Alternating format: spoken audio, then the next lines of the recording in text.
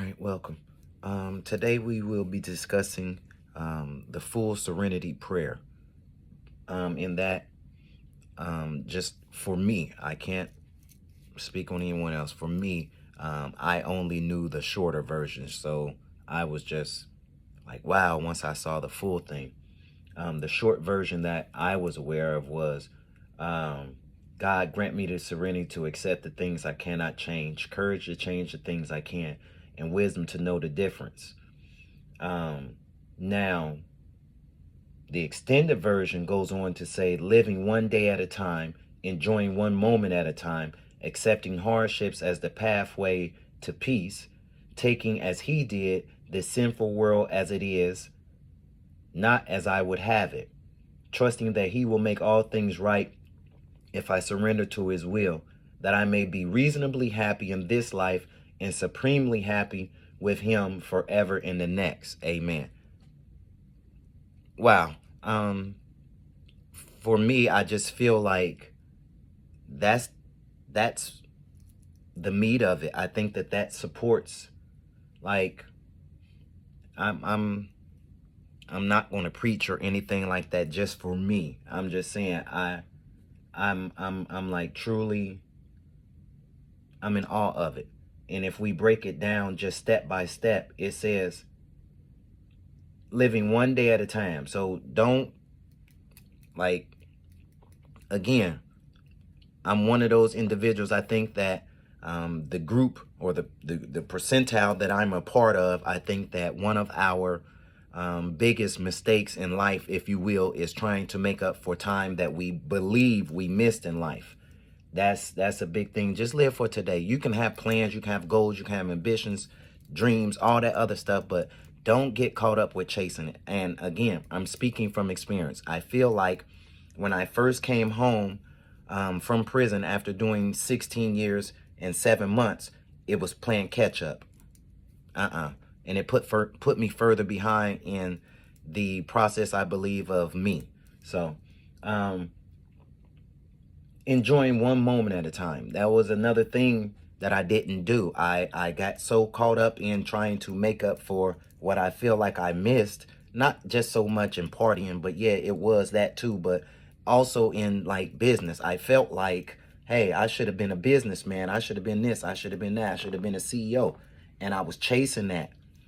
And, it's a different subject, but we'll talk about, I think there were some individuals who were already in the business realm who I aligned myself with that saw that thirst and they abused it.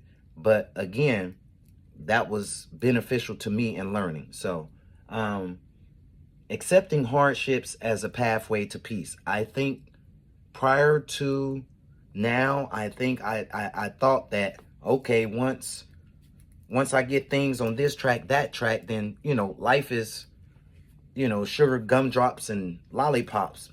Nah, you gotta, accepting that hardships is a pathway to get to peace. But only if you understand what is peace. That's your definition. We're not looking to define peace, because peace can only be defined by the individual that's seeking it. So whatever you find peaceful, that's you. But understand it's gonna be some hardships on that. And then taking as he did the sinful world as it is, not as I would have it. So again, I on a daily basis, I see a lot of darkness. I see a lot of things wrong with the world, if you will. I, I had a stage where I was going to fix everything. And then once I got over my, I'm going to fix everything, then I got into the stage, well, do I feel bad because I no longer feel this undying need to fix things? And no, it's just the world is what it is. And as long as you do what you're supposed to do, I feel like as long as I do what I'm supposed to do, then that should radiate, a light around me to change the world around me. And in just doing that, that's all I can be responsible for. But as I strive, then okay, as I strive and I accomplish more things, then my radius will increase. As my radius increases, now it's my responsibility to make sure that my light stays true. But again, trusting that he will make all things right if I surrender to his will. That goes without saying. That, I mean, we don't have to, just for me, what I find is just keeping it 100. Like if I'm at church, I can't be doing other stuff. If I'm at Bible study, I can't be doing other stuff. Whatever, if I'm doing something of the light, then darkness can't, what is it called when light and dark meet? I don't know. Nothing. Because they don't intersect. Like they can only do this. They can't.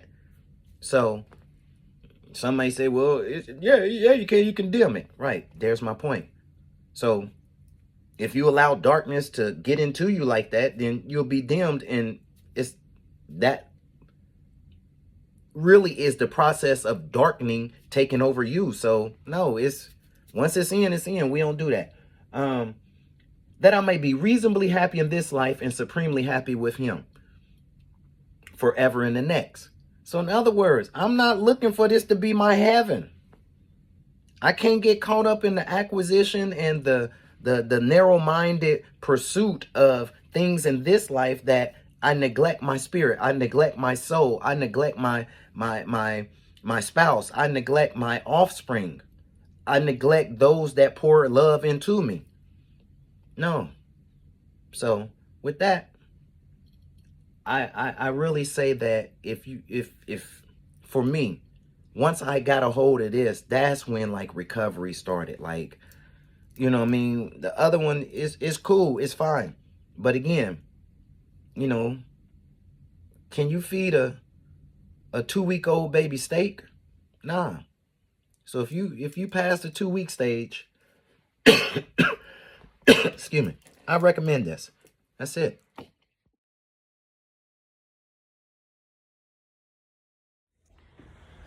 What's up, guys? You know what time it is. I hope y'all are having a good morning. 90-day mark today. Made it to 90. Today I just kind of wanted to speak on the Serenity prayer and kind of what it means to me. I know a lot of us have only ever really known the short version of it. If you guys get a chance, look up the long version of the Serenity prayer and see what it means to you guys. For me, like the first part of it would just be like, grant me the serenity to accept the things I cannot change, courage to change the things that I can, and the wisdom to know the difference. For me, that kind of just says the stuff that's out of my control, like I need to just hand that over to God and let him deal with it. Trust in him that things are going to get taken care of the way they should.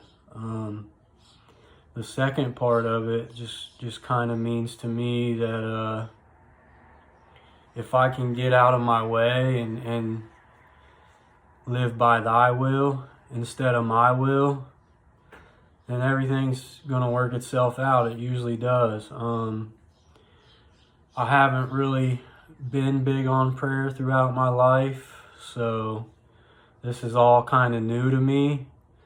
But throughout this process, I've learned that waking up, saying prayer, going to bed and saying prayer, like that's big for me, man. I talk to God a lot throughout the day anymore, so yeah, figure out what it means to you guys and live by it.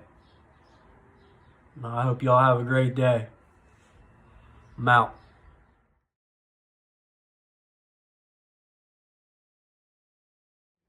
The full Serenity Prayer. God, grant me the serenity to accept the things I cannot change, the courage to change the things I can, and the wisdom to know the difference. Living one day at a time, enjoying one moment at a time, accepting hardships as the pathway to peace, taking as he did the sinful world, as it is, not as I would have it, trusting that he will make all things right. If I surrender to his will, so that I may be reasonably happy in this life and supremely happy with him forever and ever in the next. There's a lot of that I didn't know was a part of the actual Serenity Prayer. I knew the first part pretty well because I've been to countless AA meetings, but living one day at a time, enjoying one moment at a time. I've said that slogan over and over, but until recently, I haven't really been living that. You really need to be present with the day you're in, and even the moment you're in. I spend so much time chasing life or trying to control life that I don't live it. Accepting hardships as a pathway to peace. I've used those hardships and used it as an excuse. I've not sat with those hardships and learned the lesson from it. That lesson's going to teach you how to live and how to progress. Taking as he did the sinful world as it is and not as I would have it. It's not perfect. Life isn't perfect. I can't control or change that. It's just the truth. I need to accept that this is the life I have and live it fully. Trusting that he will make all things right if I surrender to his will. Well, my higher power is definitely running the boat now, and I definitely am finding out that when I stop trying to be the one controlling, when I stop trying to be God, things are going right. If I surrender to his will, so that I may be reasonably happy in this life and supremely happy with him forever in the next. I believe there's something else after this life. I truly do. I need to accept that, again, I'm not God and that things are going to be okay. I need to be supremely happy now and for whatever comes. I think the beginning of the Serenity prayer, yes, it's used in AA, but when you really look at the depth of the last parts of it, it's deep, and it's how I need to start living.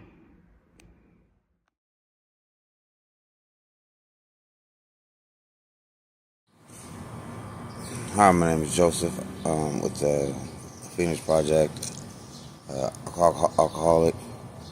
The assignment was to do the Serenity Prayer in full and what it meant to me.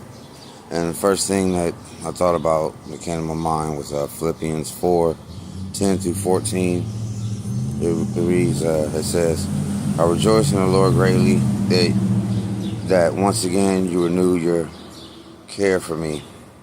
You were in fact concerned about me, and I lacked the opportunity to show it. I mean, I think about that like going to AA meetings, being in a transitional house, just having people in my life that support me, that know what I'm going through.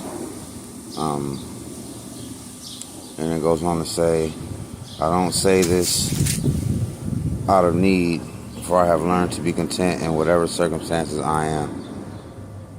I know both how to have little and I know how to have a lot. In any and all circumstances, I have learned the secret of being content, whether well-fed or hungry, whether in abundance or in need. I am able to do all things through him who strengthens me. Still, you did well by sharing with me in my hardship and just, being around different members of AA, NA, whatever A you want to put on it. I mean, it's cool having those support systems, but it's even better having Christ as the foundation so that I can have someone to lean on, look to, pray towards, so that I can survive this next part of this journey. And thank you. Have a good day. Sometimes I still find it hard. Sometimes I still find it difficult when I look back on the process of mending my wings. But those are the times that I spread my wings and I take to the sky.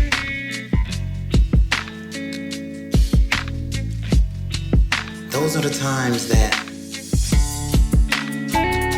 I just soar amongst the clouds of confidence, the clouds of peace, the clouds of wisdom, knowledge, understanding, and the acquisition of coping skills. And I just close my eyes and fly. Ooh.